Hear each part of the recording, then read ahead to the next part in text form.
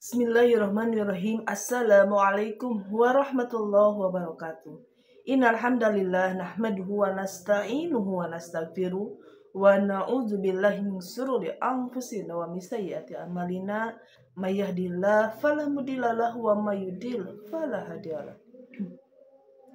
Asyhadu an la ilaha illallah wa asyhadu anna Muhammadar Rasulullah. Allahumma sholli ala sayyidina Muhammad wa ala ali sayyidina Muhammad. Sahabat Kebun Salim 81 dimanapun kalian berada, alhamdulillahirrahmanirrahim, kita bisa berjumpa lagi di channel Kebun Salim 81 ini. Mudah-mudahan kita semuanya diberi kesehatan, diberi kemudahan, diberi rezeki yang banyak, serta bisa beribadah kepada Allah dengan cara istiqomah dan meninggal dalam keadaan husnul khatimah. Amin Allahumma amin. Sahabat Kebun Salim 81 dimanapun kalian berada, pada kali ini saya akan memberikan ilmu tentang segunung dosa bisa berubah menjadi setumpuk pahala dalam sekejap ya. Nah, pengen tahu ilmu selanjutnya? Yuk kita simak ya sahabatku semuanya.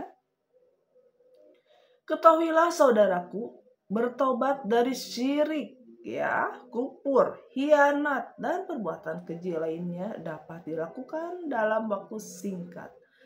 Hal itu terjadi karena Allah SWT adalah Tuhan yang Maha Pemurah. Orang yang bertaubat dari dosanya, sekalipun dosanya sebanyak awan di langit, pasti dihapus dan diganti dengan pahala olehnya. Hal itu karena kemuliaan Allah ya, kemuliaan Allah semata. Menurut seorang ulama bahwa tobat itu ibarat sabun. Apabila sabun dapat menghilangkan noda yang melekat pada jasad lahir ya, tobat dapat menghapus dosa yang menempel pada kolbu. Walaupun banyak sekali Ibnu Katsir berkata, semua keburukan di masa lalu dapat berubah menjadi kebaikan dengan taubat ya, taubatan nasuha. Ketika seseorang mengingat dosanya, dia pasti menyesal, mengintrospeksi diri, dan memohon ampun kepadanya. Penyesalan, introspeksi, dan permohonan ampun dapat membuat orang itu taat kepadanya. Dengan demikian, meskipun buku catatan amalnya menurut keburukan, ya, memuat keburukan, pada hari kiamat ia tak perlu risau, karena semuanya sudah terhapus dan tergantikan dengan kebaikan. Hadis Nabi Shallallahu Alaihi Wasallam dan penjelasan para sahabat sudah banyak yang mengulas masalah ini. Al-Qutubi berkata, anugerah Allah tak akan menjauh dari hamba yang telah bertaubat atas kesalahannya.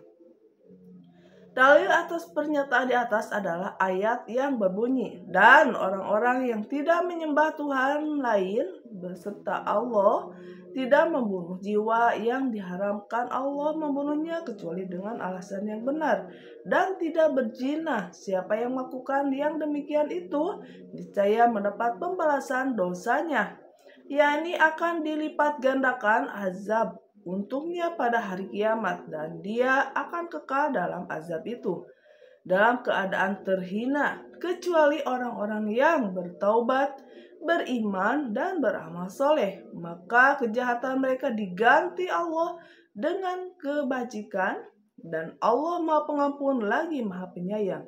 Dan orang-orang yang bertaubat dan beramal soleh, maka sungguh dia bertaubat kepada Allah dengan tobat yang sebenar-benarnya. Surah Al-Furqan ayat 68 sampai ayat 71 ya.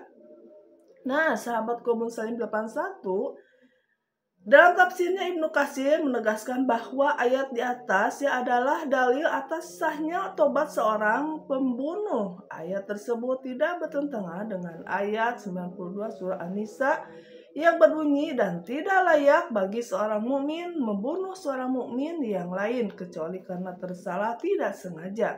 Meskipun surah Al-Furqan tergolong surah Madaniyah, turun di Madinah, namun kandungan ayat tersebut bersifat mutlak. Di samping itu, surah Al-Furqan tadi juga dibatasi dengan kalimat kecuali orang-orang yang bertaubat ya. Di surah An-Nisa ayat 116, sungguh Allah tidak mengampuni dosa menyekutukan sesuatu dengannya, dan Dia mengampuni dosa selain syirik bagi yang dikehendakinya. Siapa yang menyekutukan sesuatu dengan Allah, maka sungguh ia telah tersesat sejauh-jauhnya.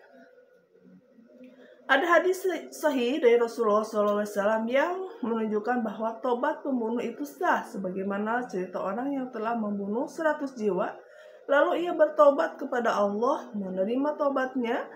Hal serupa juga terdapat ditemukan pada hadis-hadis yang lain ya. Abu Dzar meriwayatkan bahwa Rasulullah SAW bersabda, sungguh aku mengetahui calon penduduk surga yang masuknya paling belakang. Aku juga mengetahui calon penghuni neraka yang keluarnya paling akhir.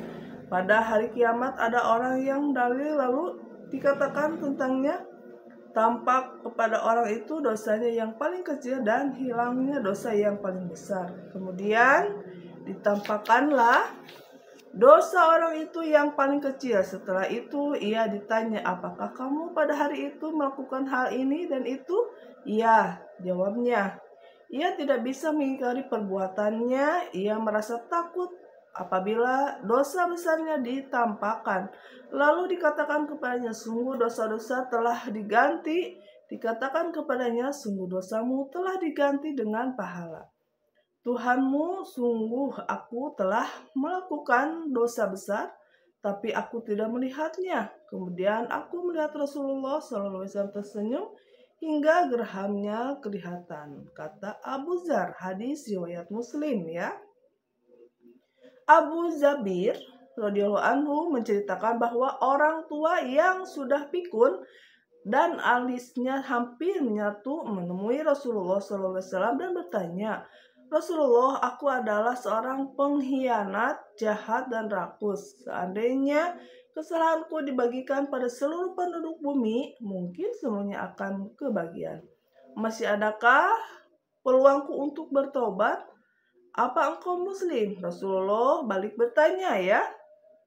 Aku sudah bersaksi bahwa tidak ada Tuhan selain Allah yang Maha Esa, lagi tidak serupa dengan apapun, dan bahwa Muhammad adalah hamba sekalipun utusannya, sekaligus utusannya ya. Allah pasti mengampunimu selama engkau beriman. Allah pasti mengganti dosa-dosamu dengan kebaikan. Rasulullah, bagaimana dengan pengkhianatan dan kejahatan yang pernah kulakukan? Allah juga akan mengganti pengkhianatan dan kejahatanmu dengan kebaikan. Mendengar jawaban ini, orang tua itu terus bertakbir dan bertahlil. Ya, orang yang berakal hendaknya segera bertobat dan memohon ampun. Tobat seorang pemuda itu lebih baik dibanding dengan tobat orang yang sudah tua. Sebab gelora nafsu pemuda sangat besar dan dia mampu meredamnya. Sedangkan kekuatan dan nafsu orang yang sudah tua sudah melemah, jadi sudah pasti ia lebih mudah untuk meredamnya. Pintu tobat selalu terbuka siang dan malam. Tak ada batasan waktu dan tak perlu jasa bantuan orang lain untuk memohon ampun kepada Allah. Untuk bisa sampai dan bermunajat kepada Allah, tidak perlu menggunakan perantara ataupun pengeras suara. Tidak perlu berteriak-teriak ataupun nomor kontak ya, sebab Allah sudah menegaskan di surah Al-Baqarah ayat 186. Dan apabila hamba-hambaku bertanya kepadamu tentang aku, maka jawablah bahwa aku dekat. Aku mengabulkan permohonan orang yang berdoa apabila ia memohon kepadaku. Nah, itulah sahabatku semuanya. Allah Subhanahu wa taala sangat murah ya, sangat Rahman Rahim. Yuk kita bertobat kepada Allah Subhanahu wa taala ya. Terima kasih sahabat-sahabatku semuanya, mudah-mudahan ilmu ini bermanfaat ya, khusus untuk saya pribadi, untuk kalian semuanya yang mendengarkan. Jangan lupa dukung channel ini dengan cara like, subscribe, dan komennya. Billahi taufiq wal hidayah. Wassalamualaikum warahmatullahi wabarakatuh.